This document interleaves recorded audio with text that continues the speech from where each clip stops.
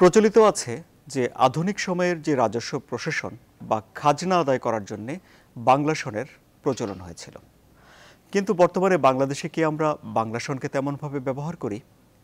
তাহলে কি বাংলা সন ব্যবহৃত হতে না হতে হারিয়ে যাবে? সেটাই বা কী করে হয়? কারণ এই পহেলা বৈশাখকে ঘিরে তো ব্যাপক অর্থনৈতিক কর্মযজ্ঞ হয় দেশ জুড়ে। তাহলে অর্থনীতি কি বাংলা সনের শত্রু না বন্ধু, নাকি এর শত্রু কিংবা বন্ধুর তালিকায় আসবে রাজনীতি? কেননা পহেলা বৈশাখকে উদযাপন করার জন্য যে দেয়ালচিত্র আঁকা হয় রাতের আধারে, তা নষ্ট করতে আমরা দেখেছি পত্রিকার পাতায়। পহেলা বৈশাখকে উদযাপন করার জন্য যে অনুষ্ঠান হয়, অতীতে আমরা সেখানে দেখেছি বোমা হামলা হয়েছে। পহেলা বৈশাখে প্রাণের উৎসবকে উদযাপন করার জন্য যখন মানুষ নেমেছে মাঠে রাস্তায়, তখন সেখানে আমরা দেখেছি তরুণীদের নিগৃহীত হতে। কিন্তু এসবকে ফেলেও তো মানুষ উৎসবে উচ্ছ্বাসে পহেলা বৈশাখ এলেই মাঠে নেমে পড়ে এবং বাংলার বছরের প্রথম দিনটিকে উদযাপন করে প্রাণের উচ্ছ্বাসে। তাহলে বাংলা এই নতুন বছরের অসাম্প্রদায়িক এই উৎসবের শত্রুকে, বন্ধুকে, সেসবই আজ আমরা আলোচনা করব আমাদের অনুষ্ঠান জনতন্ত্রে গণতন্ত্রে। আমি আনোয়ার সাদি আপনাদের স্বাগত জানাচ্ছি। আপনারা দেখছেন নিউজ 24। আমাদের সঙ্গে আছেন আজকে আমাদের আমন্ত্রিত অতিথি, ইতিহাসবিদ এবং ঢাকা বিশ্ববিদ্যালয়ের অধ্যাপক জনাব ডক্টর সৈয়দ আনোয়ার হোসেন, আপনাকে স্বাগত জানাচ্ছি। আমাদের সঙ্গে আছেন গবেষক লেখক জনাব ডক্টর সলিমুল্লাহ খান, আপনাকে স্বাগত জানাচ্ছি। দর্শক, আমাদের সঙ্গে যোগ দিয়েছেন বিবিসির সাবেক সংবাদদাতা সুবীর ভৌমিক, আপনাকেও স্বাগত জানাচ্ছি আমাদের অনুষ্ঠানে। এবং বলে রাখছি, এই অনুষ্ঠানে আমাদের সঙ্গে যে কোনো মুহূর্তে সংযুক্ত হবেন বাংলা একাডেমির মহাপরিচালক জনাব শামসুজ্জামান খান। প্রথমেই খুব সহজ একটি আলোচনা দিয়ে শুরু করি যে বাংলা যে সন আমরা গণনা করব, জনাব ডক্টর সৈয়দ আনোয়ার হোসেন, সেই দিনটি আসলে কখন আমরা শুরু ধরব, রাতে না সকালে? সহজ কথা তো সহজে বলা যায় না, তবু বলতে হয় সোজা সাপটা কথা। আমাদের সবসময়ের ঐতিহ্য যা, তা অনুসারেই কিন্তু সূর্যোদয়ের সাথে সাথে দিনের সূচনা। কাজে পয়লা বৈশাখ মানে পয়লা বৈশাখে ভোরবেলা থেকেই আমরা সেটা উদযাপন করব। তবে পশ্চিমের একটা সংস্কৃতি আছে, তারা রাত 12টা পরের 12টা 1 মিনিট থেকে দিনের সূচনা মনে করে।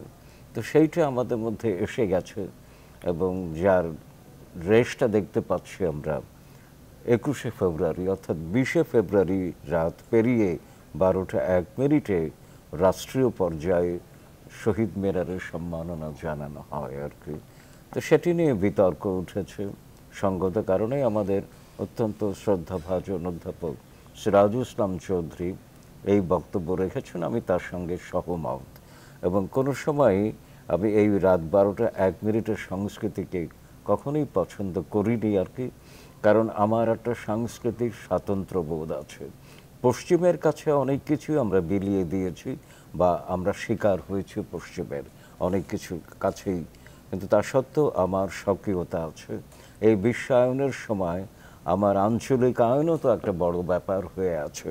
তো সেই জন্যে আমি পয়লা বৈশাখকে গণনা করতে চাই বা সূচনা হিসেবে ধরে নিতে চাই পয়লা বৈশাখের ভোরবেলা আর কি। জি, জনাব সলিমুল্লাহ খান, আপনার কাছে আমার জানার বিষয় যে বাংলা ভাষা যেভাবে আমরা শুধু বাংলাদেশে নয়, আর অনেকেই বাংলা ভাষায় কথা বলে, নতুন বাংলা বছরটিকেও শুধু আমরা নই, আরও অনেকেই আমাদের পাশের দেশেও বাংলা বছরটিকে তারাও উদযাপন করে, কিন্তু পঞ্জিকার হিসেব মতে সেখানে একদিনের একটু পার্থক্য থাকে। একদিন তারা, অন্যদিন বাংলাদেশের মানুষ। এটি কেন? পুরনো বাংলা পঞ্জিকা, আমরা যেমন এখানে লোকনাথ পঞ্জিকা এগুলি ব্যবহার করা হতো, সেইখানে আমরা দেখেছি বছরের কোনো মাস 32 দিন, কোনো মাস 31 দিন, আবার কোনো মাস 29 দিন এরকমও ছিল। সমস্যাটা তো সৌরবৎসর নিয়েই, 360 যোগ 5 এবং কোনো বছরে 6। ইংরেজিতে আমরা এটাকে একটা লিপ ইয়ার গণনা শুরু করেছি, বাংলা সেটা হয়নি। এখন বাংলাদেশে বাংলা পঞ্জিকার একটা সংস্কার করা হয়েছে বাংলা একাডেমির উদ্যোগে, ডক্টর মোহাম্মদ শহীদুল্লাহ নাম স্মরণ করতে হয়। তো সেইখানে একটা এখন আমরা যাকে ইংরেজিতে বলে রেশনালাইজেশন, তাতে এসেছি। 5টা মাস পর পর আপনার 31 দিনে হবে, তারপরে বাকি মাসগুলো 30 দিনে হবে, আর যখন লিপ ইয়ার হবে একদিন বেড়ে যাবে। তো এইটা ইউরোপে যে ক্যালেন্ডারগুলো ফলো করে, যেমন খ্রিস্টান ক্যালেন্ডার মানে গ্রেগরিয়ান, জর্জিয়ান হিসেবে বলে, সেই সময় আমরা একসময় দেখেছিলাম পশ্চিম ইউরোপের সাথে পূর্ব ইউরোপের বা রাশিয়ার পার্থক্য ছিল 12 দিন। এই জন্য আমরা বিখ্যাত রুশ বিপ্লব, একটাকে অক্টোবর বিপ্লব রাশিয়ানরা বলে, 25শে অক্টোবর ওখানে হয়েছে পুরনো ক্যালেন্ডারে, কিন্তু পশ্চিমে তখন 7ই নভেম্বর হয়ে গেছে। এই জন্য আমরা দুটোকেই একই দিন একটা নভেম্বর বিপ্লব বলবো না অক্টোবর বিপ্লব বলবো, এই সমস্যা হয়েছে।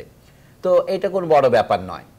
কোনো কোনো দেশে নববর্ষ ফাল্গুন মাসে উদযাপিত হয়, প্রাচীন রোমে তাই হতো। মার্চ মাস ছিল বছরের 1 নম্বর মাস, সেই কারণেই আপনি সেপ্টেম্বর মানে সপ্তম্বর, সপ্তম আকাশ, অক্টোবর মানে অষ্টম, নভেম্বর মানে নবম, দশম মানে ডিসেম্বর। তো কিন্তু পরে যে কোনো এই ক্যালেন্ডার সংস্কার করতে গিয়ে নতুন জানুয়ারি থেকে বছর গণনা শুরু হয়েছে। যেমন আমাদের বাংলা নববর্ষ কেন বৈশাখে হলো, এটা সম্রাট আকবরের যে বিখ্যাত বিজ্ঞাপিত সংস্কার, সেটা কিন্তু শুরু হয়েছিল ফাল্গুন মাস থেকে। কারণ পারস্যে, যেটাকে উনি অনুসরণ করতেন, পারস্যের ক্যালেন্ডার কিন্তু নওরোজ ফাল্গুন মাসের দিকে হয়। এখন আমরা এপ্রিলের মাঝামাঝি, এই যে 14 আর 15, এটা পশ্চিমবঙ্গের সাথে আমাদের একটা পার্থক্য হচ্ছে, কিন্তু মূলত এইটা যেখানে চলে আসলো সেটাও কিন্তু এখানে প্রচলিত পূর্বে অন্যান্য শকাব্দ এগুলো ছিল। আসলে ফসলের ঋতু সবসময় সৌর বৎসর অনুসারে হতো, কিন্তু ভারতে মুসলিম শাসন প্রবর্তন, যেটাকে আমরা বলি তুর্কি আফগান শাসন, তারপরে মোগলদের শাসনের সময় এই বিষয়ে একটা দ্বৈততা দেখা দিয়েছিল। কারণ ইসলামের ধর্মীয় অনুষ্ঠানগুলো আরব দেশ থেকে এসেছে, এগুলো হিজরি সন চান্দ্র বৎসরে হয়েছিল, তাতে বছরে হচ্ছে 354 দিন, আর সৌর বছর হচ্ছে 365 বা 66 দিন। তাহলে পার্থক্যের এই যে 11 বছর, এর ফলে একটা গন্ডগোল বেঁধে যেত। আমরা থেকে 36 বছরে বা 33 বছরে একটা পূর্ণ বৃত্ত পালন করে, এই বছরে রমজান কখনো ঈদে, কখনো শীতকালে হয়, কখনো গ্রীষ্মকালে হয়। এই সমস্যার সমাধান করবার জন্যে আমরা মুঘল আমল, বাংলাদেশ তো মুঘলরা জয় করলেন মানে আকবরের আমলে 1575-76 দিকে। হ্যাঁ, তার 20 বছর আগে তিনি সিংহাসন আরোহণ করেছিলেন বালক হিসেবে, তারপরে তিনি 1560-এর দিকে পূর্ণ ক্ষমতা নিলেন। কিন্তু পরে 80-র দশকে তারা যে ক্যালেন্ডার সংস্কার করলেন, সেটাকে খানিকটা রেট্রোস্পেক্টিভ এফেক্ট দেওয়া হয়েছে, যে 1556 থেকে আমরা শুরু করব। কবে শুরু করব? যেই তারিখ উনি সিংহাসনে বসেছিলেন সেদিন থেকে শুরু করা যাচ্ছে না, তার সাথে মিলিয়ে 25 দিন পরে। এগুলো সমস্ত বিশেষজ্ঞরা জানেন, আমরা বিশেষজ্ঞদের ভূমিকায় অভিনয় করব না এখানে। আমি শুধু বলছি পঞ্জিকা সংস্কারটা প্রয়োজন হয়েছিল দু কারণে। একটা হচ্ছে স্থানীয় কৃষি সংস্কৃতির সাথে সামঞ্জস্য রাখার জন্য, আবার যেহেতু ধর্মীয় সংস্কৃতির ভিত্তিতে মুসলিম উত্তরাধিকার আছে, তার সাথে তিনি একটা গ্রাফ করলেন। 963 হিজরিতে যখন এটা যোগ করা হলো, তখন এর পরের থেকে সৌর বছর গণনা হবে। তার মানে এখন দেখুন হিজরি সন আর বাংলা সনের পার্থক্য বেশ কয়েক বছর হয়ে গেছে, 20-25 বছর। ওর কারণ হচ্ছে প্রত্যেক বছর যে 11 বছর করে আমরা বাংলা সনে হারাচ্ছি, এই জন্য বাংলা সন হিজরি সনের থেকে পিছনে আছে। আজকে দেখুন বাংলা সনের সাথে ইংরেজি সনের পার্থক্য 593 বছর। ওই যে 963-তে যোগ করার সময় 1350-এর যে মন্বন্তর, যেটাকে আমরা 50-এর মন্বন্তর বলি, আপনার আগের প্রশ্নের সাথে সঙ্গতিপূর্ণ। আগে আমরা আমাদের বছরগুলো 76-এর মন্বন্তর, ওয়ারেন হেস্টিংসের আমলের যে দুর্ভিক্ষ, সেটা 1176 হচ্ছে বাংলা সন, ইংরেজি ছিল 1768-69 সন। আর আমরা যে বাজারে যখন বিদায় নিলাম ইংরেজ আমলে, তো প্রত্যেক 10 বছরে একটা বড় বড় দুর্ভিক্ষ হয়েছে। ইংরেজ শাসনের সবচেয়ে বড় উপহার তার রেলপথ বিশ্ববিদ্যালয় নয়, তার এই বার্ষিক ডিসেনিয়াল ফেমিন মনন্তর। তো সেই মনন্তরের সর্বশ্রেষ্ঠ হচ্ছে 50-এর মনন্তর, আমরা এখনো বলি 50-এর মনন্তর। এইটা কি ইংরেজি 1943 সন আর বাংলা 1350, ওই পার্থক্য আবারও ওই 593 বছর। সেই জন্য বাংলা সন আমাদের এখানে চালু হয়েছে মূলত কৃষি এবং উৎপাদনের সাথে সম্পর্কিত রেখে। সেটাকে আপনাদের ভাষায় বলতে পারেন অর্থনীতির ব্যাপার, কিন্তু মানুষ তো কেবল রুটিতে বাঁচে না, তার তো ঈশ্বরের বাক্য লাগে। সেই ঈশ্বরের বাক্যটাকে আপনার সংস্কৃতি বলেন। মানুষ শুধুমাত্র অর্থনীতি নিয়ে চলে না, তার নানা জিনিস লাগে। তো যা হোক, বাংলায় এখন ক্যালেন্ডার যে অবস্থায় আছে, এইটা পশ্চিমবঙ্গের সাথে এবং আমাদের পাশে আসাম, ত্রিপুরা সহ এই পূর্বাঞ্চলের ভারতকে তো আপনারা গণ্যই করে না। বাঙালিদের তো একটা কুপমণ্ডকতা আছে, অন্য দেশকে দেশ বলে মনে করে না। এমনকি পার্বত্য চট্টগ্রামেও নানা বিজু, সাংরাই, হ্যাঁ বৈশাখী বলে আজকাল নতুন নামকরণ করছে ওরা। এবং আমাদের পাশের যে দক্ষিণ পূর্ব এশিয়া, বর্মা, সেখানেও ভিন্ন নামে হলো এই ঋতুতেই নববর্ষ পালিত হয়। সেইটা সঙ্গতি রেখে যদি আমরা অন্তত আমাদের পাশের বাংলাভাষী অঞ্চলের সাথে একটা সামঞ্জস্য করতে পারতাম, সেটা খুবই শ্রেয় হতো। জি, জনাব সুবীর ভৌমিক, তাহলে যেখানেই বাংলা ভাষায় লোকজন কথা বলবে বা বাংলা সনকে উদযাপন করবে, সবাই একই দিনে যদি উদযাপন করতে পারতো কেমন হতো? সেলিমুল্লাহ সাহেব যেটা বলেছেন এটাই কাম্য, এটাই কাম্য। কারণ আমরা রাজনৈতিকভাবে একটি বিভক্ত জাতি, খুব হতভাগা জাতি, কিন্তু আমি এটা দৃঢ়ভাবে বিশ্বাস করি যে সংস্কৃতি এবং অর্থনীতি এই দুটো ক্ষেত্রে শুধু দুই বাংলা নয়, বাঙালি যে তৃতীয় ভুবনের কথা উনি বলেছেন, উত্তর পূর্বাঞ্চল, এখানে একটা ইন্ডিভিজুয়ালিটির ব্যাপার আছে, এটা কিন্তু পার্টিশনও ভেঙে দিতে পারেনি। এটা পাঞ্জাবের মতো এখানে হয়নি, পাঞ্জাবে এক্সচেঞ্জ অফ পপুলেশন হয়েছে, আমাদের এখানে এটা হয়নি। আর আমাদের এখানে পুরো ব্যাপারটা 71 সালে ব্যাপারটা পাল্টে গেছে, কারণ 47 ধর্মের ভিত্তিতে হচ্ছে, 71 তো ধর্মের ভিত্তিতে না, 71 আমার ভাষা, জাতি, সংস্কৃতি ইত্যাদির ভিত্তিতে হয়েছে। আমি আপনাকে এটা বলি যে আমি ভারতের নাগরিক, কিন্তু আমার কোনো সময় ব্যক্তিগতভাবে আমি বলি যে আমার মন মেজাজ খুব খারাপ থাকলে আমি 7ই মার্চের বঙ্গবন্ধু সেই বক্তৃতা চালিয়ে দিই, because that gives me the pump for Bengali pride. যে আমার একটা ঝামেলা হচ্ছে, হচ্ছে কোনো কারণে মানে আমি বিষণ্ণতা বোধ করছি, মানে এটা একটা ইন্সপিরেশন যোগায়। তো এইখানে যেটা ব্যাপার যে মনস্তাত্ত্বিক দিক থেকে, অর্থনীতির দিক থেকেও এটা ঘটনা যেটা মমতা বন্দ্যোপাধ্যায় বোঝেন না, যে গুজরাট বা মহারাষ্ট্র তার অর্থনীতি কি হচ্ছে আমার ওয়েস্ট বেঙ্গল কিচ্ছু আসে যায় না, কিচ্ছু আসে যায় না, it does not spill over, believe me. Tripura no effect. Bangladesh যদি ওঠে এটার অর্থনীতিতে আমার উপরে সাংঘাতিক স্পিল ওভার হবে, সাংঘাতিক স্পিল ওভার হচ্ছেও। আমি আপনাকে অনেক উদাহরণ দিয়ে দেখাতে পারি। কলকাতার 90% নার্সিংহোম বাংলাদেশ ক্লায়েন্টালের উপরে চলে। যখন এখানকার লোকজন গিয়ে ওখানে বিপদে পড়লো ওই নোটবন্দির জন্য, ডিমনিটাইজেশন, ওই হসপিটালের কর্তৃপক্ষ এগিয়ে এসে বাংলাদেশের এই লোকজনের এটা কেন, দেয়ার ক্লায়েন্টস, পেশেন্টস, বাণিজ্য বসতের লক্ষ্মী, বুঝতে পারছেন তো? ফলে এই যে cultural and linguistic individuality partition কিন্তু এটা আমাদের ভাঙতে পারেনি। এটা ভাঙার জন্য অনেক ধর্মীয় রাজনীতির নানা চেষ্টা দুই পারেই আছে, হ্যাঁ, কিন্তু এটা হয়নি। তো ফলে এইখানে আমি সেলিমুল্লাহ সাহেবের যেটা কথা, যে একটা এইখানে এই ধরনের কতগুলি ল্যান্ডমার্ক বা এই ধরনের কতগুলি ইম্পর্টেন্ট এগুলি যদি এক জায়গায় একটা সমন্বয় করে আনা যায় খুব ভালো। কেন যে 47 হয়ে গেছে সেটা আন্ডু করা হয়তো সম্ভব নয়, কিন্তু cultural, economic and psychological integration. আপনি মনে রাখবেন মার্কাস ফ্র্যান্ডা কি বলেছিল, যে Bengalis are the 7th largest linguistic group in the world. Their tragedy in the last century and in this one is that they failed to translate into political power. তো সেই যাই হোক, সে নিয়ে হাউতাস করার সময় নেই, অবকাশও নেই, কিন্তু এটা ঘটনা যে আপনার হৃৎপিণ্ডে যেমন একটা বাঙালি ব্যাপার বাজে, আমারও কিন্তু সেটা বাজে। এই জন্য অনেকে আমাকে এখানে যখন ভারতীয় সাংবাদিকগুলো, আমি কি আমি বাঙালি না নাকি, এই যে ব্যাপারটা যে আমার প্রাইম আইডেন্টি। এখন ভারতবর্ষ এটি বহু জাতিক বহু ধর্মের দেশ, এটা অবশ্য আমাদের এখানে আজকাল অনেকে বোঝে টোঝে না, হিন্দি হিন্দু হিন্দুস্তান ফর্মুলা দিচ্ছে, এটা তো আমাদের কাছে গ্রহণযোগ্য হবে না কোনোদিন। এখানে যেটা ব্যাপার যে মাল্টিপ্লিসিটি আইডেন্টিটি, এটা ফ্যাক্ট অফ ইন্ডিয়ান লাইফ। সেখানে আমার প্রাইম আইডেন্টিটি আমি বাঙালি, যে আমার পাসপোর্টটা ইন্ডিয়ান, এটা ঘটনা। এই যে জায়গায় দাঁড়িয়ে আমি কোনোদিনই দিল্লির একটা ভারমাজি শর্মাজি আমার বন্ধু আর উনি আমার শত্রু, because he is a different religion, আমি এটা হতে হয় না। তো এই জায়গাতে যেটা সলিমুল্লাহ সাহেব বলেছেন এটা খুব গুরুত্বপূর্ণ, যে একটু দুই পাড়ের লোকজনের মধ্যে যারা এইসব নিয়ে গবেষণা করে, যারা এইসব ডিসিশন মেকিং আছে, এটা খুব প্রয়োজন ছিল। আর আরেকটা কথা, বাঙালি জাতির যে বৃহৎ ভূখণ্ড রাজনৈতিকভাবে ভাগ হলেও তার একটা যাতায়াত আছে, তার পাশে অন্য কতগুলি জাতিগোষ্ঠী জনগোষ্ঠী আছে যাদের সাথে আমাদের মিল খুব বেশি।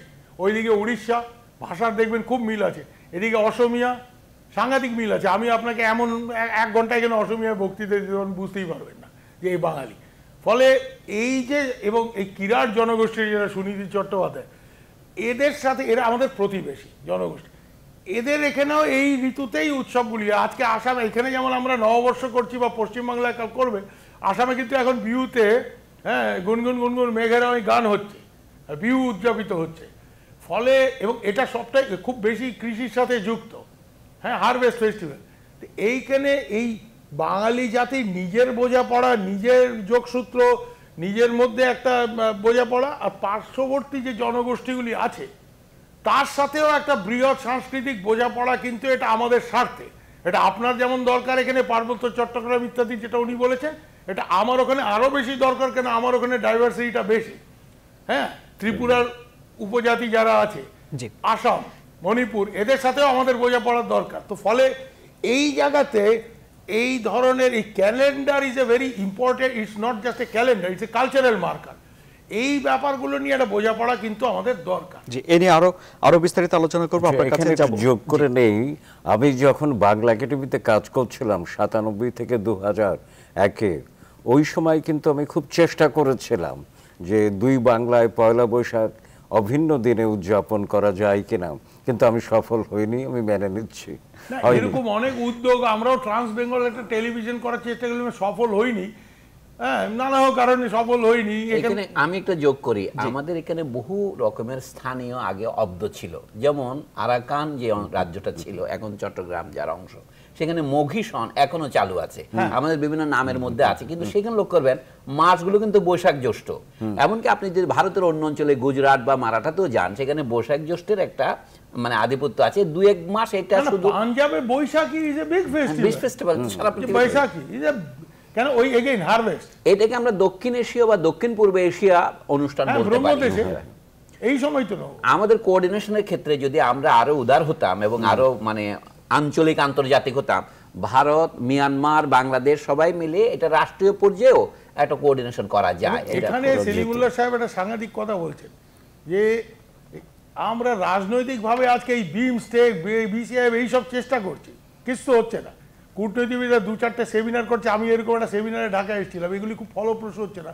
যদি পিপল টু পিপল বোঝাপড়া না বাড়ে, পিপল টু পিপল বোঝাপড়া তখন বাড়বে যখন উনি যেগুলি বলছেন এগুলি। আপনি কি বলছেন যে কূটনৈতিক উদ্যোগের পাশাপাশি সাংস্কৃতিক উদ্যোগ নিতে হবে? সাংস্কৃতিক উদ্যোগ সব থেকে বড় একটা উদ্যোগ, কারণ তার ভিত্তিতেই মানুষের মধ্যে বোঝাপড়াটা তৈরি হয়, পিপল টু পিপল কন্ট্যাক্ট তৈরি হয়। কানেক্টিভিটিটা শুধু ফিজিক্যাল না, দুটো রাস্তা বানালে, দুটো বন্দর বানালে কানেক্টিভিটি হয় না, সেটা আজকের যুগে যেমন ডিজিটাল কানেক্টিভিটি দরকার। একটা খুব গুরুত্বপূর্ণ কথা বলেছেন, আমি একটু যোগ করি, কথাটা হচ্ছে কালচারাল কানেক্টিভিটি। এই যে অহমের ভাষা আর উড়িয়া ভাষা কে বেশি দিন আগে নয়, 150 বছর আগেও এগুলিকে বাংলা ভাষা মনে করা হতো। আমাদের সুনীতি চট্টোপাধ্যায় 1977-এ মারা গেছেন, তিনি মনে করতেন চাকমা ভাষা বাংলা ভাষারই একটা আঞ্চলিক রূপ মাত্র, এরকম বলতেন। হয়তো আজকের চাকমারা রাজি হবেন না, 19বিংশ শতাব্দীর শুরুতে রাজেন্দ্রলাল মিত্র বলতেন যে উড়িয়া ভাষা তো বাংলা ভাষারই রূপ। এমনি প্রকৃত প্রস্তাবে আজকে ঢাকায় যে বাংলা আমরা বলছি, এটা হচ্ছে চট্টগ্রামের বাংলার যা দূরত্ব, উড়িয়ার বাংলা এত দূরত্ব নয়। মানে ভাষার মধ্যে অনেক মিল ছিল আমাদের, আস্তে আস্তে বিকাশের দিক থেকে আলাদা হয়ে যাচ্ছি, কিন্তু সাংস্কৃতিক অনেক বৈশিষ্ট্যগুলো, এই যে আঞ্চলিক অনুষ্ঠানগুলো কিন্তু আছে একই রকম। এইটা দুটো রাষ্ট্র হওয়ার ফলে এখন একটা আমাদের যোগাযোগ কমে গিয়েছিল। এখন তো দুনিয়া বদলাচ্ছে, আমরা কেন তার সাথে তাল মিলিয়ে বদলাবার চেষ্টা করবো না? এটাই সাংস্কৃতিক উদ্যোগ আপনি বলছেন, আমি বলবো জন উদ্যোগ। আমাদের রাষ্ট্রের বাইরে, যেটাকে ইংরেজিতে এখন সিভিল সোসাইটি বলে, তার একটা যোগাযোগ এবং ট্র্যাক টু যেটাকে বলা হয় না। এখানে আরেকটা ব্যাপার, উনি আরেকটা মূল্যবান কথা বলেছেন, আমি এটাতে একটু যোগ করতে চাই। আপনারা দেখবেন যে আমাদের পূর্ব বাংলা, আমি জাস্ট মানে ভাষা দিয়ে উদাহরণ দিচ্ছি, কলকাতায় বলবো আমার এটা প্রয়োজন, এটা হচ্ছে সঠিক বাংলা, তাই তো? আমরা বলি আমার এটা লাগে, পূর্ব বাংলার চলতি ভাষায় আমরা বলি না আমরা এটা লাগে। অসমিয়াতে কি বলে? মোর একটু লাগে।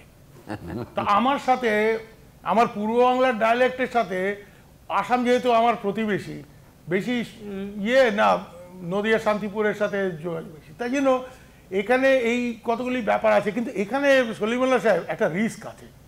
এই যে চাকমার যেটা বললেন না, হ্যাঁ, ফ্যামিলিয়ারিটি ইটসেলফ ক্রিয়েট সাম প্রবলেম। আসামে এক সময়, অবিভক্ত আসামে, ইংরেজরা কিন্তু বাংলা ভাষাটাকে তাদের স্টেট ল্যাঙ্গুয়েজ করেছিল, কারণ ইংরেজদের মনে হয়েছিল শুনে টুনে যে এটা বোধহয় বাংলারই একটা অপভ্রংশ ভাষা। এটা অসমিয়ারা বহু বছর আন্দোলন করে সেখানে অসমিয়া ভাষাটাকে আলাদা জায়গায়, এবং সেখানে মিশনারিরা তাদের হেল্প করে। তো ফলে একরকম মনে হলে আবার এটা আজকেও কিন্তু অসমিয়ারা জানেন তো এটা ভয় পায় যে আমরা দিল্লিতে গিয়ে কথা বললে অনেকে আমাদের বাঙালি বলে মনে করে, আমাদের আলাদা জাতিসত্তা এটাতে বিপন্ন হয়। শুভেন ভৌমিক, ভাষার বাইরে গিয়ে আপনারা সবাই কথা বলছেন যে পিপল টু পিপল যে কানেক্টিভিটি, মানুষের সঙ্গে মানুষের সংযোগ, সেই জায়গা থেকে আসি যে অসাম্প্রদায়িক উৎসব হিসেবে পহেলা বৈশাখ বাংলা বছরের প্রথম দিনটিকে উদযাপন করা হয়, কিন্তু সেখানে তো আমরা কিছু বাধাও দেখি। যেমন আমরা এই যে গত কিছুদিন আগে চট্টগ্রামে দেখলাম দেয়ালচিত্র তারা মুছে দিচ্ছে। তাহলে কি এই মানুষের মধ্যে মানুষের সংযোগের উৎসবের মাধ্যমে, একটি অসাম্প্রদায়িক উৎসবের মাধ্যমে, এর বাধা তাহলে কি অর্থনৈতিক নাকি রাজনৈতিক? এটা অর্থনৈতিক নয়, এটা রাজনৈতিক, এবং এটি অপরাজনীতি আমি বলবো। তবে এমন ঘটনায় আমি উদ্বিগ্ন ঠিকই, কিন্তু শঙ্কিত নই। এই জন্য ইতিহাস আমাকে বলে দিচ্ছে যে বাঙালি সংস্কৃতি সবসময় কিন্তু হুমকির মুখোমুখি ছিল। বেশি দূরে না যে পাকিস্তানি আমল থেকে যদি ধরি আমরা, তাহলে দেখব যে পাকিস্তানি আমলে যেমন 1961-তে সারা বিশ্বের বাঙালিরা রবীন্দ্রনাথের জন্মশতবার্ষিকী পালন করবার আয়োজন করছিল, তখন পাকিস্তানি সরকারের একটা নিষেধাজ্ঞা এসেছিল আমাদের উপরে। আমরা প্রতিবাদ করেছি, করে রবীন্দ্রসঙ্গীত সম্মেলন করেছি।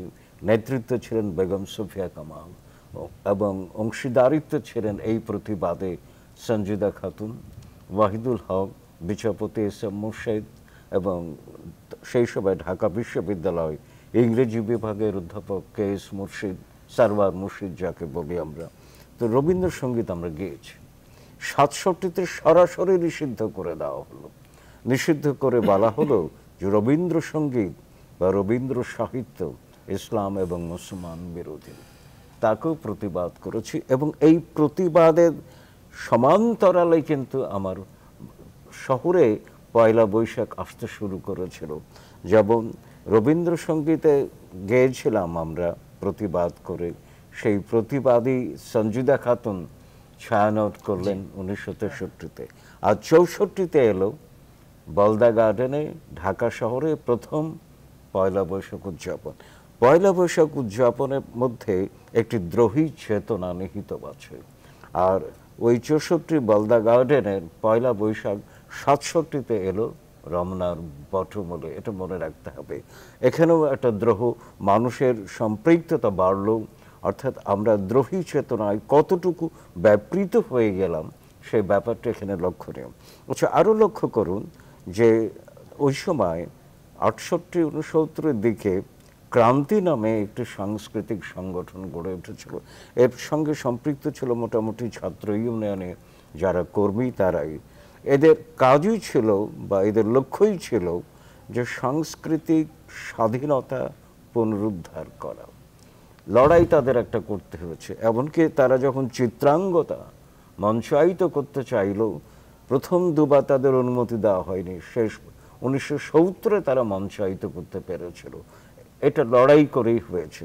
তো কাজে প্রতিটি ক্ষেত্রেই আমরা দেখেছি রাজনীতির যে সংগ্রামটা চলমান ছিল তার সমান্তরালে সংস্কৃতির সংগ্রামই ছিল আমাদের এখানে। কিন্তু দেশ স্বাধীন হয়েছে, অসাম্প্রদায়িক চেতনা বেড়েছে, মানুষের মধ্যে সচেতনতা এসেছে, তারপরেও আপনি বলবেন যে সেই বাধাগুলো এখনো রয়ে গেছে? এখনো আছে, কারণ অন্ধকারের শক্তি সংকুচিত হয় ঠিকই, আলো যখন বিস্তৃত হয়ে যায়, কিন্তু তারা একেবারে পরিপূর্ণভাবে নির্মূল হয় না। 71-এ আমরা বাঙালিরা একাত্তা ছিলাম স্বাধীনতার জন্যে, আমার স্বীয়তার জন্যে, কিন্তু তার মানে এই নয় যে সব বাঙালিই ছিল।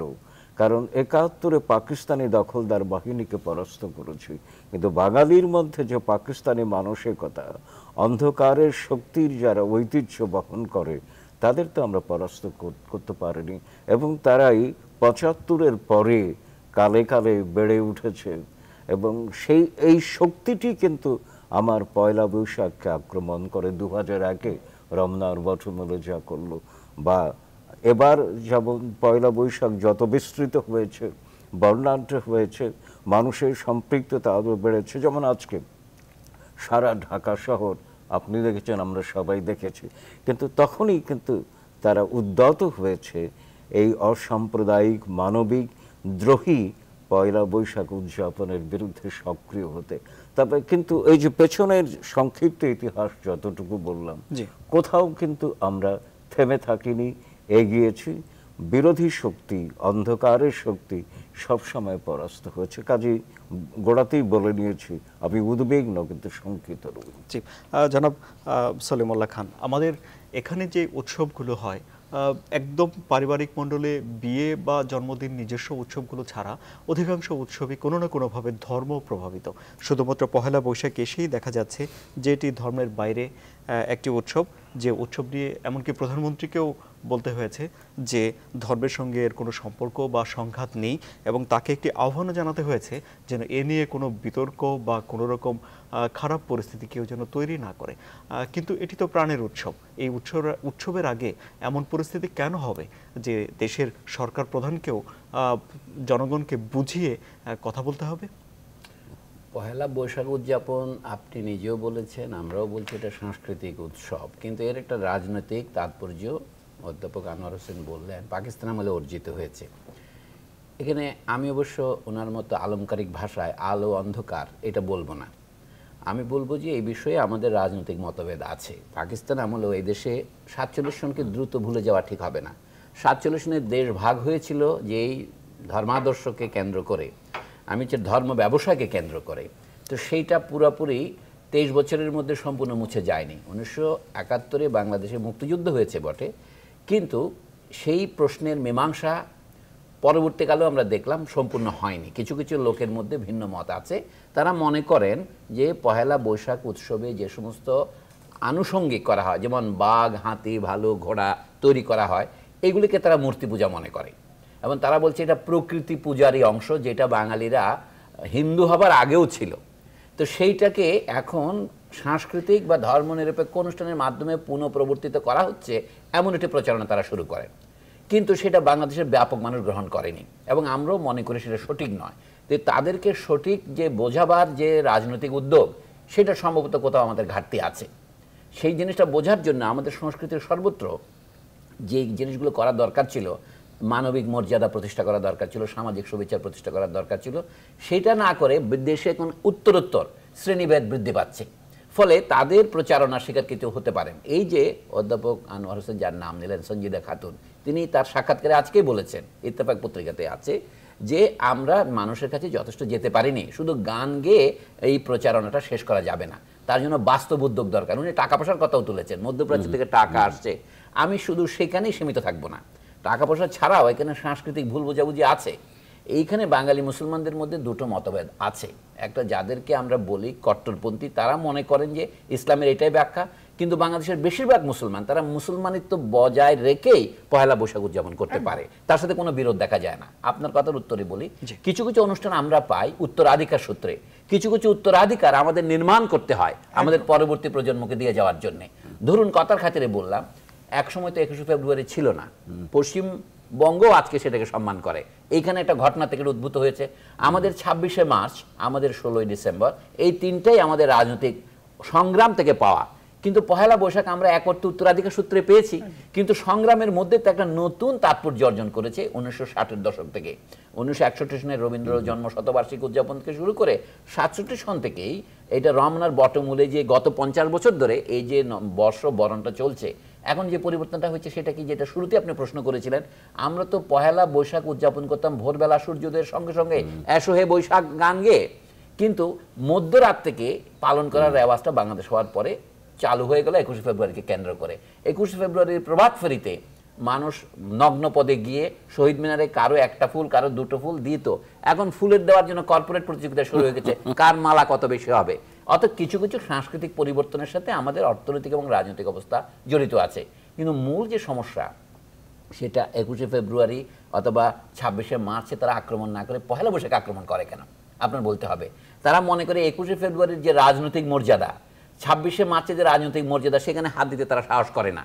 কিন্তু তারা এখনো মনে করে যে পহেলা বৈশাখে আক্রমণ করলে, যেমন চট্টগ্রামে যে ঘটনার কথা আপনি বললেন, মোবিল লেপ্টে দিয়েছে চিত্রের উপরে, এইগুলি হচ্ছে কতগুলি, ওটা ভারতে ওদেরকে বলে ফ্রিঞ্জ এলিমেন্ট বলে। যেমন ওই যে আদিত্যনাথ যোগীর মতো, যারা আগে বলবে এইটা করবো, এখন তো তারা ক্ষমতায় এসে গেছে ওখানে, এবং তারা অদ্ভুত ধরনের গরুর মাংস খাওয়া নিষিদ্ধ করতেছে। এইখানেও এনারা যদি ক্ষমতায় আসেন, অনেক আরো দক্ষযজ্ঞ বেঁধে যেতে পারে। কিন্তু বর্তমানে আমাদের বোঝা উচিত এগুলো এখনো পর্যন্ত প্রান্তীয় উপাদান। যারা করতেছে তারা হয়তো জনগণের কান এখন আকর্ষণ করতে পারছে না। মনে রাখতে হবে এই অনুষ্ঠানটা আমরা রাজনৈতিকভাবে তৈরি করিনি। পহেলা বৈশাখটা কিন্তু মানুষ স্বতঃস্ফূর্তভাবে গ্রামে উদযাপন করতো, নানা রকম মেলা হতো এবং নানা রকমের এই যে চড়ক গাছে, যেমন চড়ে এখন আমরা মানে দেখি যে নাগরদোলায় গ্রামে গ্রামে মেলা হয়, সার্কাস হতো, কত কিছু হতো। কাজে এই যে জনগণের অনুষ্ঠান, এটাকে বাধা দেওয়ার চেষ্টা অতীতেও করেছে। যেমন ধরেন কুষ্টিয়ার বাউলদের উপর হামলা হয়েছে না, বাউল ধ্বংস ফতোয়া দিয়েছে না 19বিংশ শতাব্দীতে, আবার বাউলদের মারার জন্য ঠাকুর বাড়ির থেকে লাঠিয়ালও গিয়েছিল, কিন্তু বাউলরা লাঠিয়ালদেরও তাড়িয়ে দিয়েছে, তারা টিকে ছিল।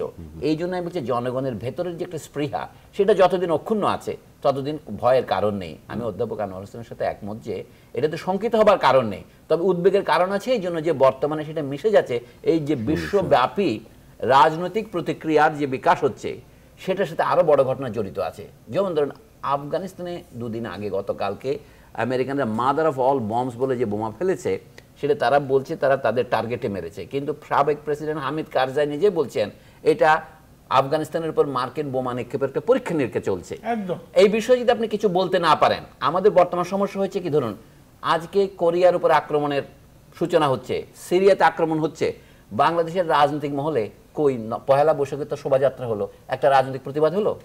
এই যে রাজনৈতিক অবিমৃষ্যকারিতা, ভবিষ্যৎ না দেখতে পারার ক্ষমতা, আমি আহমদ সাফার এই কথাটা সবসময় স্মরণ করি। উনি বলতেন সৎ সাহসকে অনেকে জ্যাঠামি মনে করে থাকেন, কিন্তু আমি বলি সৎ সাহস হচ্ছে অনেক দূরবর্তী সম্ভাবনা দেখতে পারার ক্ষমতা। আজকে আমাদের রাজনৈতিক এইরকম মায়োপিয়া আমাদেরকে আক্রমণ করলো কিভাবে? বিশ্ব আজকে গ্লোবালাইজেশনের কথা বলছেন, কিন্তু আপনি তো হাঁড়ির ভেতরে আপনার মুখ লুকিয়ে ফেলছেন।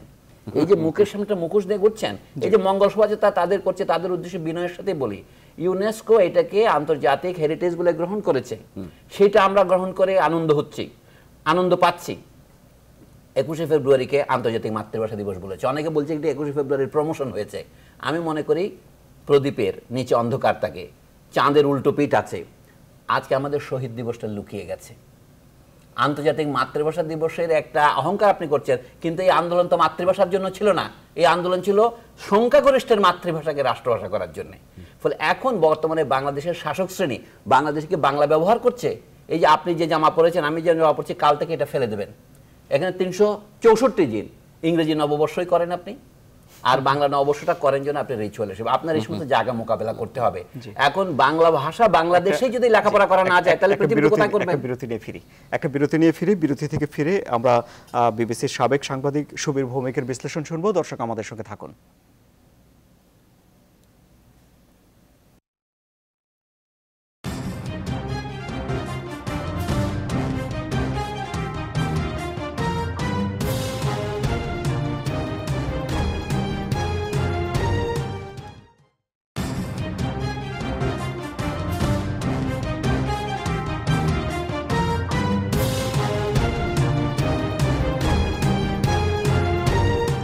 আবারও স্বাগত জানাচ্ছি জনতন্ত্র গণতন্ত্র অনুষ্ঠানে। দর্শক আমাদের সঙ্গে আজ আলোচক আছেন জনাব ডক্টর সৈয়দ আনোয়ার হোসেন, ইতিহাসবিদ, আছেন জনাব ডক্টর সলিমুল্লাহ খান, লেখক গবেষক, এবং আমাদের সঙ্গে রয়েছেন বিবিসির সাবেক সাংবাদিক সুবীর ভৌমিক।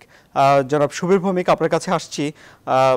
জনাব সলিমুল্লাহ খান বলছেন যে উত্তরাধিকার কখনো কখনো নির্মাণ করতে হয়। ঠিক এখন আমরা যেই পরিবেশের ভেতর দিয়ে যাচ্ছি, তাতে করে উত্তরাধিকার নির্মাণের তাগিদ আপনি কতটুকু অনুভব করেন? উত্তরাধিকার নির্মাণ এর ব্যাপারটা হচ্ছে একটা বাস্তব, যেটা বেনেডিক্ট অ্যান্ডারসনের বিখ্যাত থিওরি আছে, ইমাজিন কমিউনিটি। হ্যাঁ, certain identities are always constructed, it's not a given. এটা অটোমেটিকলি আসে না, এটা কনস্ট্রাক্ট করা হয়, এটা পাল্টায়, সময়ে সময়ে এটা পাল্টায়, বুঝতে পারছেন? কোনো সময় এটা ধর্মের দিকে যায়, কোনো সময় এটা ভাষাভিত্তিক হয়, এই জিনিসগুলি পাল্টাতে থাকে। এগুলি কোনো সময় একেবারে একরকম থাকবে এটা মনে করার কোনো কারণ নেই। হ্যাঁ, এবং 47 and 71 খুব ভালো এক্সাম্পল যে এই আইডেন্টিটি শিফটটা, সুইংটা কীভাবে হয়েছে। এবং এটা সোশ্যাল সায়েন্সের থিওরিতেও এর একটা বড় ইয়ে আছে, বেনেডিক্ট অ্যান্ডারসনের বিখ্যাত সেই ইমাজিন কমিউনিটিস বা এই ধরনের অন্য অনেক কাজ। কিন্তু এখানে আমি একটা জিনিসই বলবো, উত্তরাধিকার নির্মাণের কতগুলি রিস্ক আছে। এটা কথাই আছে যে history is a subject which is very much used but very much abused.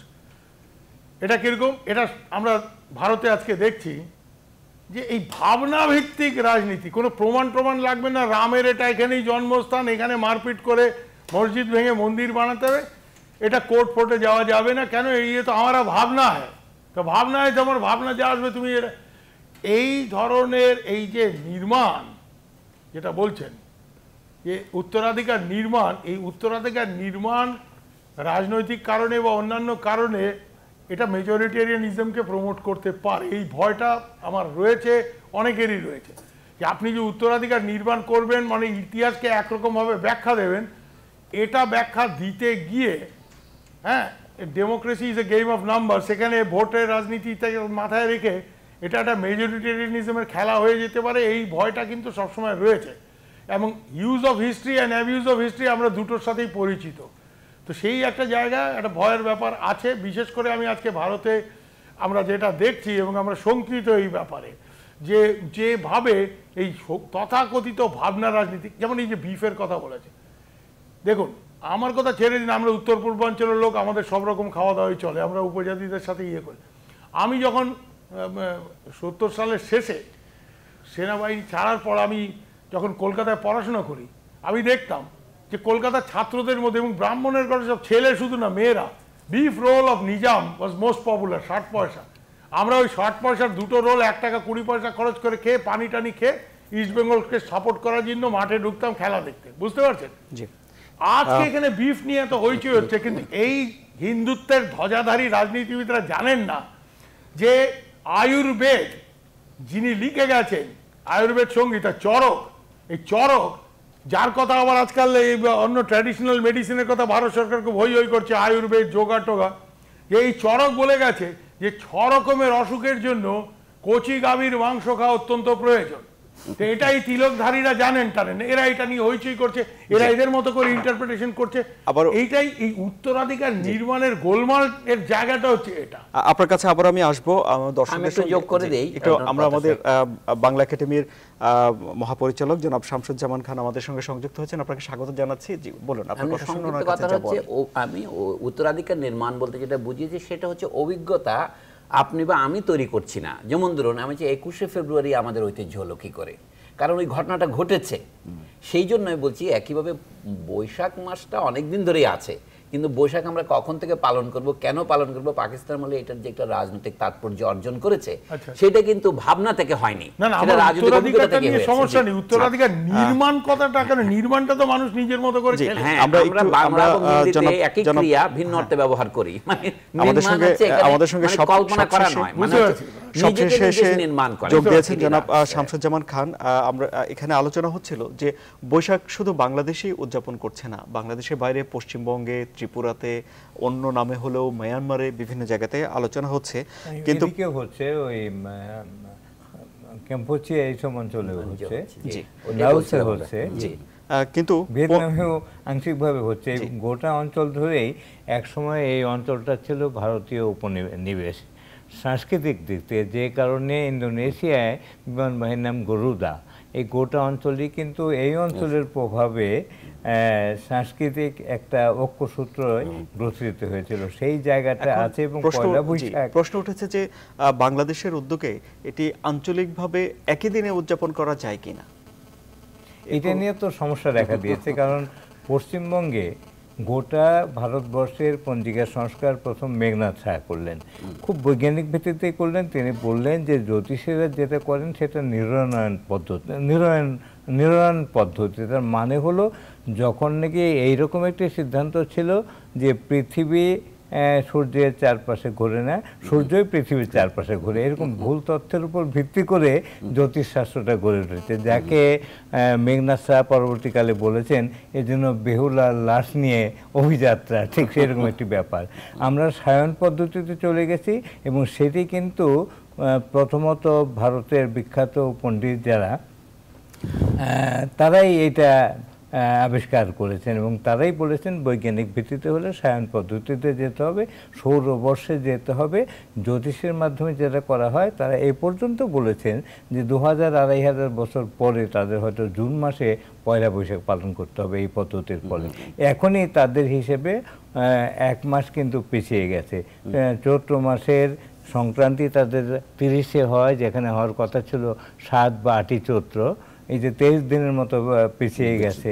এই জায়গা থেকে তাদের সরে আসতে হবে, যদি সরে না আসে তাহলে হবে না। এবং তাদের 2004-এ যে পান্ডে কমিটি সংস্কার করেছে, এবং তাতে পরিষ্কারভাবে বলা আছে যে প্রতি বছর 14 এপ্রিল হবে পয়লা বৈশাখ, এর কোনো ব্যতিক্রম হবে না। আমরা সেইটাই মেনে নিয়েছি। আমরা বিজ্ঞানে আছি, পশ্চিমবাংলা অপবিজ্ঞানে আছে, তাদের সরে আসা দরকার। যদি সরে না আসে তাহলে তাদের কপালে অনেক দুঃখ আছে। যে কথাটা বিশ্বভারতী থেকে প্রকাশিত বই, সেখানে যেরকম আছে, তারপর মধ্যপ্রদেশ বিভিন্ন জায়গার পণ্ডিতেরা কিন্তু ওইটাই মেনে নিয়েছেন। পশ্চিমবাংলা একেবারেই অপসংস্কৃতির মধ্যে আছে। তাহলে সেটার কোনো সম্ভাবনাই নেই ধরে নিতে পারি কি না? ওইটা তো ওইভাবে হবে না। হতে পারে তখনই যখন ওরা মেনে নেবে। ওরা তো মেনে নিল না।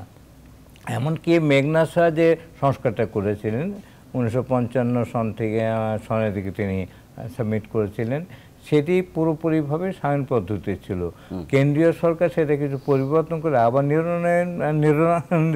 নিরয়নে ফিরে গেছে, কিন্তু ফিরে যাওয়া সত্ত্বেও পয়লা বৈশাখ 14 তারিখ হবে এইটা তারা পরিবর্তন করেনি। আরেকটি প্রশ্ন আছে আপনার কাছে যে পহেলা বৈশাখে অত্যন্ত প্রাণ উচ্ছলভাবে উদযাপন করতে আমরা দেখছি, কিন্তু সেই উদযাপনে বাধার খবরও আসছে, যেমন যে দেয়াল লিপি মুছে দেয়া, এটি কেন? আপনার বিশ্লেষণ আমরা শুনতে আগ্রহী। এর কিছুক্ষণ আগেও বিবিসিতে শুনছিলাম হেফাজতের পক্ষ থেকে একজন বলছিল যে এখানে পুরোটাই হিন্দুয়ানি একটি ব্যাপার, অতএব এইটা আমরা মুসলমান হিসেবে মেনে নিতে পারি না। এই তুচ্ছ একটি বিষয়কে তারা মেনে নিয়েছে, কিন্তু যেখানে ময়মনসিংহের ট্যাপা পুতুল আছে, যেখানে পেঁচার কথা আছে, আমরা সবাই জানি সেটা মঙ্গলের প্রতীক, এবং মঙ্গল শোভাযাত্রার নামটা যখন আছে সেটা দোষের কি হতে পারে আমরা জানি না। আমাদের সংস্কৃতিতে আমাদের এই উপমহাদেশে যে প্রবল প্রভাব আছে সেটা তো আমরা অস্বীকার করতে পারবো না, সেটা আমাদের মেনে নিতে হবে।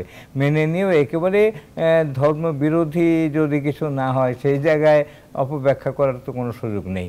কিন্তু আমরা তাদের যেভাবে দেখছি এইটার বিরোধিতা করতে, আমাদের মুক্তিযুদ্ধের সময় তো মুক্তিযুদ্ধে সংগ্রাম করার জন্য তারা এই বিশালভাবে আসেনি, এবং তারা এখনও তো আমাদের যে স্বাধীনতা দিবস সেখানেও খুব বিশালভাবে তারা আসে না।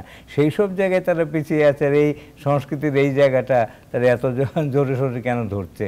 তাতেই মনে হয় যে অন্য কোনো জায়গা থেকে বোধহয় তারা একটা অনুপ্রেরণা পাচ্ছে, আশকারা পাচ্ছে। আমরা অনুষ্ঠানের একদম শেষ দিকে আছি, এখন আমাকে একদমই সময় ভাগাভাগি করতে হচ্ছে। সুবীর ভৌমিক, 2 বাক্যে আমি আপনার শেষ কথাগুলো শুনে আমাদের বাকি অতিথিদের কাছেও 2 বাক্যে শেষ কথা শুনে অনুষ্ঠান শেষ করব। সুবীর ভৌমিক, 2 বাক্যে আপনার শেষ কথা। না, আমি স্যার যেটা বললেন আমার ধারণা যে এটা পুরোপুরি পলিটিক্স ড্রিভেন, এবং এই যে সংঘাতের জায়গাটা 47 ভার্সেস 71, মার্কারটা কি হবে? ধর্ম না ভাষা সংস্কৃতি? এটা লরেন্স লিফশুলজের কথায় আনফিনিশড রেভলিউশন। এই লড়াইটা কিন্তু চলবে, এই লড়াই শেষ হয়নি, 71-এর নিষ্পত্তি হয়নি, এই লড়াই চলবে। এবং কিছু মানুষ সবসময় মনে করবে যে বাঙালি সংস্কৃতি যতটা জাঁকিয়ে বসবে এটা তাদের জন্য একটা থ্রেট। এটা 47-এর সেই মডেল, এটা আমি মনে করি মাউন্টব্যাটেন মডেল, শুধু জিন্না মডেল না, মেইনলি ব্রিটিশদের মডেল, তো যে 2 নেশন। এই জায়গাটা খেলার যে জায়গাটা, অবশ্য আজকে 2 নেশন থিওরির জাস্টিফিকেশন বিজেপি আরএসএস তৈরি করছে, এটা বুঝতে পারছেন তো? অনেক অনেক ধন্যবাদ। এই জায়গাটা, এই লড়াইটা কিন্তু চলবে, এই লড়াইটাই পুরো উপমহাদেশ জুড়েই চলবে। অনুষ্ঠান শেষ করব আমরা। জনাব ডক্টর সৈয়দ আনোয়ার হোসেন, আপনার 2 বাক্যে আপনার শেষ কথা। 71-এর মুক্তিযুদ্ধের মধ্য দিয়ে শুধুমাত্র বাঙালির জন্য একটি রাষ্ট্র তৈরি হয়নি, বাঙালির সংস্কৃতির একটি আবাসন তৈরি হয়েছিল। সেই সংস্কৃতি যখন হুমকির মুখে, তখন আমাদের আরও একটু যুদ্ধের জন্য প্রস্তুতি নিতে হবে। জি, অনেক ধন্যবাদ। জনাব সলিমুল্লাহ খান, 2 বাক্যে শেষ কথা। আমাদের সত্যিকার অর্থে জাতীয় অনুষ্ঠান হচ্ছে বৈশাখ। এই আমরা যেমন পহেলা বৈশাখ করি, 25শে বৈশাখ করি, 11ই জ্যৈষ্ঠ করি, এগুলি হচ্ছে প্রকৃত প্রস্তাবিত ধর্মনিরপেক্ষ অনুষ্ঠান, মানে ধর্মনির্বিশেষে সবাই করতে পারি। এইগুলি এক করতে আমাদের জাতি নিরপেক্ষ অনুষ্ঠানও বটে, শুধু বাঙালির না। আমরা কথা বলার সময় মাঝে মাঝে একটু সংকীর্ণ চিত্ততার পরিচয় দেই। বাঙালি এবং অবাঙালি, যাদেরকে কখনো কখনো আদিবাসী জনগোষ্ঠী বলা হয়, এটা তাদেরও অনুষ্ঠান। এই জন্য এটা প্রকৃত অর্থেই জাতীয় অনুষ্ঠান। এইভাবে এটা গড়ে তুলতে হবে। এখন যারা পাকিস্তান আমল থেকে এর বিরোধিতা করছে, তারা এখনো যে এর বিরোধিতা করছে, এটা একটা স্রেফ ভুল বোঝাবুঝি। তারা যদি এটা জানতেন যে তারা আসলে জাতীয়তারই বিরোধিতা করছেন। এই যে প্রাকৃতিক অনুষ্ঠান, আমি শুধু নববর্ষ কেন, আমরা তো নবান্নও করি। আমাদের কার্তিকের যেমন আমাদের 2টো দিন পালন করা উচিত। পহেলা বৈশাখ যেমন, পহেলা কার্তিক লালন ফকিরের জন্মদিন, সেটাও আমরা একটা বিরাট তিরোধান দিবস হিসেবে পালন করি। এগুলি আমাদের জাতীয় অনুষ্ঠান। জনাব শামসুজ্জামান খান, 2 বাক্যে আপনার শেষ শেষ কথা। মানে গোটা বিশ্বব্যাপী রক্ষণশীলতার একটা ঢেউ চলছে আর কি, সেই প্রভাবটাও প্রতিষ্ঠিত কার্যকরী হয়েছে বলে মনে হয়। তবে বাঙালি কিন্তু বাধা অতিক্রম করে সবসময় সামনের দিকে এগিয়েছে। আমরা আশা করি আমরাও নববর্ষ উৎসব সেভাবেই উদযাপন করতে পারবো, কারণ এদের মধ্যে মুসলিম যে অনুষঙ্গ সেও তো সামান্য নয়। আকবর থেকে শুরু করে গোটা বাঙালিত্বের ব্যাপারটাই এসছে মুসলমান আমলে। এমনকি এই যে হিন্দু নামটাও সেও তো মুসলমানদের দেয়া। এবং বাঙালিত্বের ব্যাপারটা যদি গভীরভাবে দেখি, সেটা কিন্তু শামসুদ্দিন ইলিয়াসা, যিনি নিজেকে শাহে বাঙালিয়ান বলেছেন, এবং বাংলা ভাষার প্রচার প্রসারও তখন অনেক বেড়েছিল, ইউনিভার্সাল ল্যাঙ্গুয়েজ হয়ে গিয়েছিল, যেটি ফাহিয়ানের বর্ণনার মধ্যে আমরা পাই। বিশেষ করে এই রিচার্ড ইটনের বইটাতে এই বিষয়ে কিন্তু ভালো আলোচনা জি আছে। অনুষ্ঠান শেষ করি। অনেক ধন্যবাদ জনাব শামসুজ্জামান খান, মহাপরিচালক, বাংলা একাডেমি। অনেক ধন্যবাদ জনাব সলিমুল্লাহ খান, লেখক গবেষক। অনেক ধন্যবাদ ডক্টর সৈয়দ আনোয়ার হোসেন, ইতিহাসবিদ। অনেক ধন্যবাদ জনাব সুবীর ভৌমিক, সাবেক সাংবাদিক, বিবিসি। দর্শক, আপনারা যারা আমাদের সঙ্গে ছিলেন অনেক ধন্যবাদ। প্রতি রাত 8টায় আমাদের এই অনুষ্ঠান হয় জনতন্ত্র গণতন্ত্র। দেখার আমন্ত্রণ রইল।